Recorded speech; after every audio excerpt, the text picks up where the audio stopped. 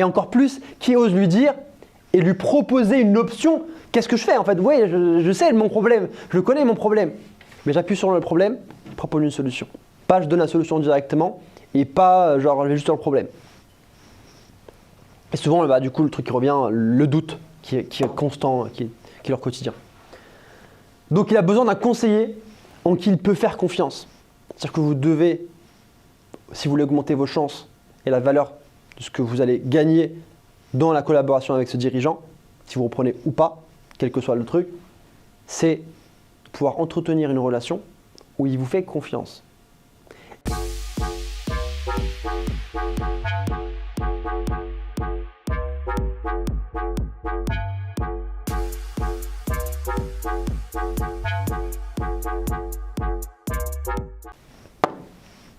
Son environnement, et c'est typique, des gens autour de lui, souvent, j'ai mis parfois pour être gentil, souvent négatifs, des gens en fait, qui ne comprennent pas forcément pourquoi est-ce qu'il travaille aussi dur. Souvent, ça fait 10 ans, 15 ans, 20 ans d'expérience qu'il fait dans son business et les gens ne comprennent pas pourquoi il faut ça. Il partage, dans son cas à lui, des bureaux avec une autre entreprise sur Paris 8e. Il était seul à tout gérer. Sa femme ne comprenait pas qu'il travaille autant sans voir le bout. Mettre un peu de contexte. Sa femme a décidé de se marier avec lui 6 ans avant. C'est très bien. Il y avait des perspectives. Ils ont fait des choses.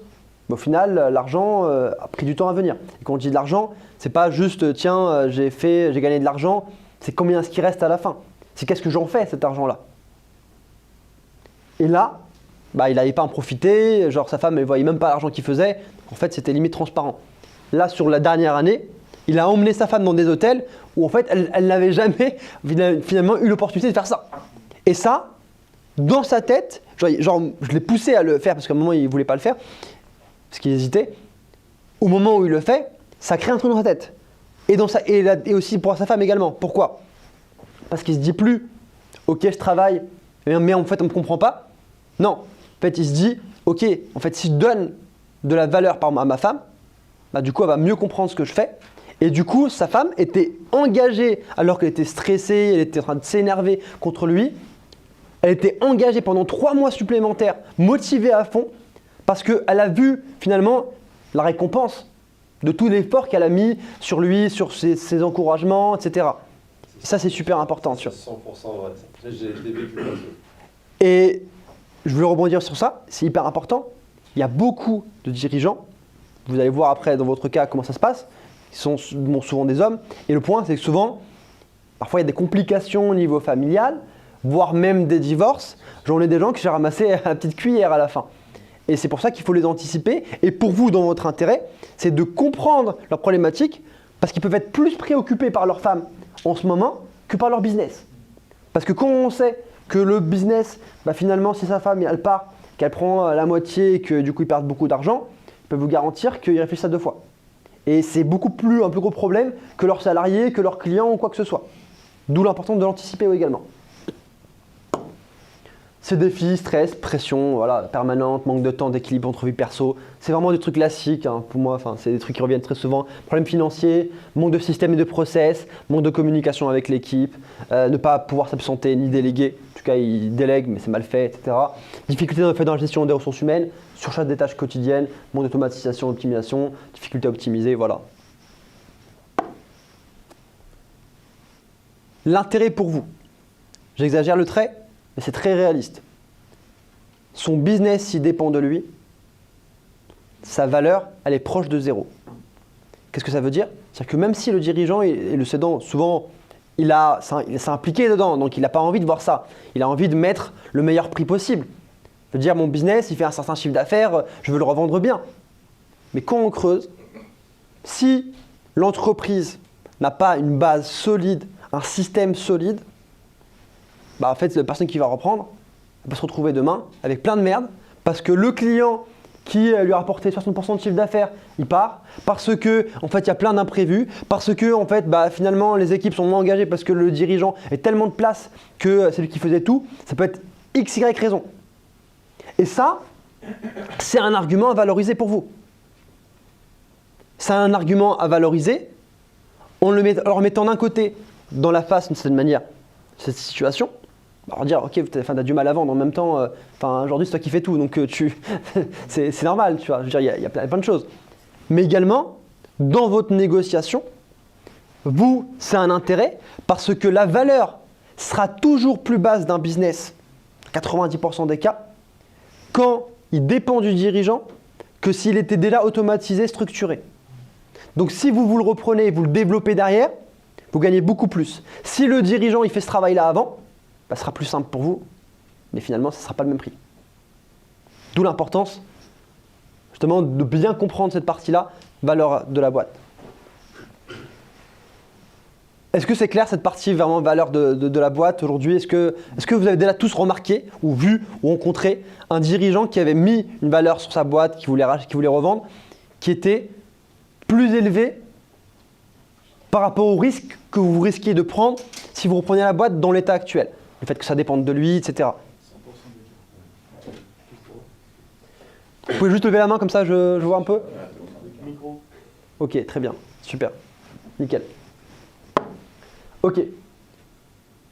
Quelque chose ne va pas du coup dans son business. Et ça, c'est tant mieux pour vous.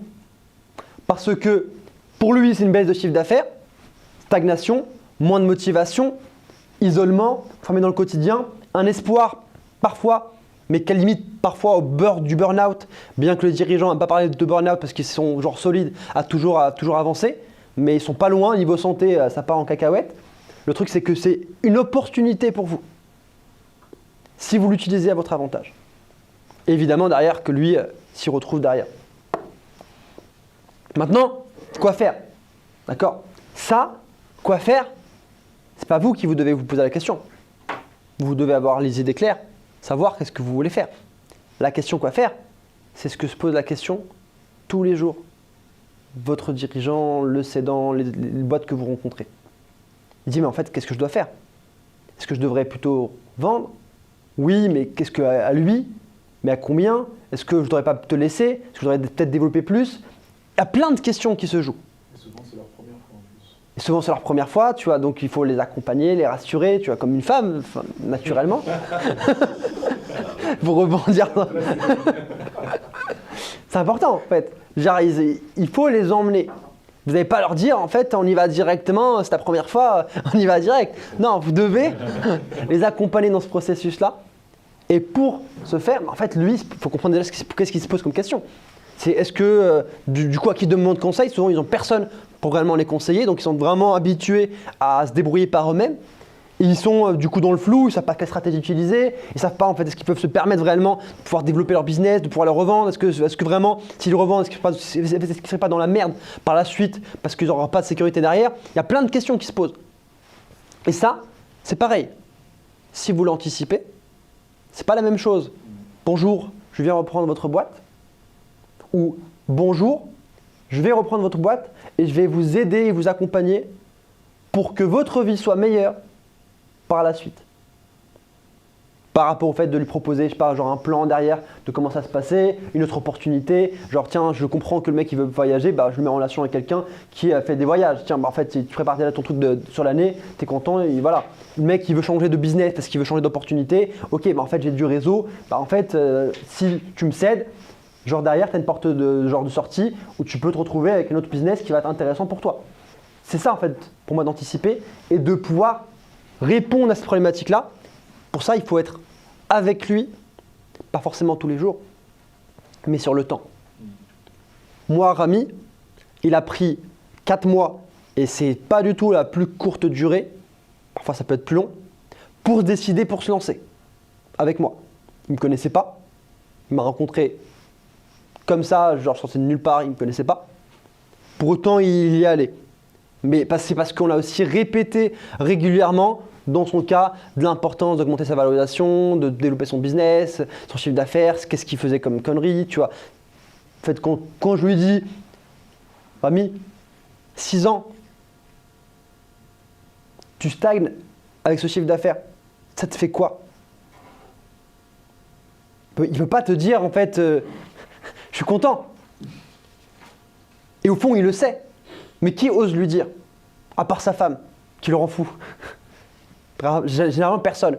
Et encore plus, qui ose lui dire et lui proposer une option qu'est-ce que je fais en fait? Oui, je sais mon problème, je connais mon problème. Mais j'appuie sur le problème, je propose une solution. Pas je donne la solution directement et pas genre je vais juste sur le problème. Et souvent, bah, du coup, le truc qui revient, le doute qui est constant, qui est leur quotidien. Donc il a besoin d'un conseiller en qui il peut faire confiance. C'est-à-dire que vous devez, si vous voulez augmenter vos chances et la valeur de ce que vous allez gagner dans la collaboration avec ce dirigeant, si vous reprenez ou pas, quel que soit le truc, c'est pouvoir entretenir une relation où il vous fait confiance. Et cette confiance permettra de pouvoir négocier des choses qui ne seraient inimaginables dans d'autres contextes. Que ce soit quelqu'un qui vous recommande, moi par exemple j'ai utilisé des personnes en commun dans le cadre ami pour jouer sur de l'influence, pour en fait, du coup, il me connaît déjà parce que j'ai travaillé avec son prestataire, fournisseur qu'il considère parce que c'est une plus grosse boîte que lui. Ça joue. J'ai quelqu'un en fait qui faisait du coaching sportif pour lui. En fait, il travaillait avec moi. Du coup, il le répétait chaque semaine. C'est important que tu fasses appel à Brahim. Tu fais important que tu fasses appel à Brahim. Mais j'exagère le truc en fait, mais c'est exactement ça. Et ça, ce qu'il faut savoir, c'est que le trait il peut être gros, mais c'est ce qui se passe sur notre téléphone. Aujourd'hui, on a tous notre téléphone et on a parfois des notifications, on a des emails, on a des vidéos. Si vous n'êtes pas visible, si le dirigeant, vous lui parlez et vous disparaissez, dans un mois vous revenez, faites qu'est-ce qu'il veut en fait. Par contre, si vous êtes là toutes les semaines et que vous appuyez encore plus, genre au bout d'un mois, c'est pas la même chose. Parce que vous avez déjà échangé, il comprend qui vous êtes, il a vu peut-être du coup des choses sur vous, il est beaucoup plus en confiance. Et ça se fait de manière beaucoup plus fluide parce que c'est pas plus d'effort. Merci pour votre écoute, abonnez-vous, d'accord? Et je vous dis à très très vite. Merci.